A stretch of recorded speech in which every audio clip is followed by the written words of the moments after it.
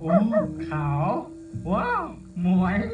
อุ้ยต้นกล้วยต้นนี่นะโอ้ยเจ้าจมไปซะอีกแล้วอ้ายกี้แล้วแปดหลังคาเฮือนก็ได้ยินแต่เสียงเจ้าผู้เดียวนี่เลยเนาะโอ้ยสิบจมได้จังไหนแนมมาแต่ไกลๆคิดว่าแม่นขาขาวผู้สาวสันดอกนะ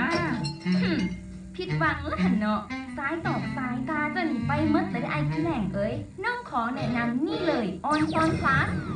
ออนซอนพลัสเป็นผลิตภัณฑ์บำรุงสายตาซึ่งผลิตด้วยสารสกัดจากธรรมชาติปลอดภัย100%เด้อเพราะว่าออนซอนพลัสสวยในการแนมเห็นเหมาะสำหรับคนที่ตาแนมบ่เห็นในเวลากลางคืนแบบเจ้านี่แหละพร้อมสารสกัดจากบิวเบอรี่เข้มข้นจะช่วยถนอมดวงตาเฮ็ดให้การแนมเห็นในสีมือดีขึ้นอีกด้วยลดอาการอิดเมื่อยเมื่อใส่สายตาในเวลาดนๆสารสกัดจากเบต้าแคโรทีนเด้อนอกจากที่ว่าจะช่วยบำรุงสายตาแล้วยังช่วยป้องกันการเกิดตาต้อและที่สำคัญยังมีสารสกัดจากโกจิเบอร์รี่ที่ช่วยลดความเสี่ยงของหลอดเลือดฝอยแตกในดวงตาพร้อมลดอาการตาบอดจากพยาธิเป็นเบาหวานได้อีกด้วยถ้าอ้ายสนใจสินค้าเด้อสอบถามได้ที่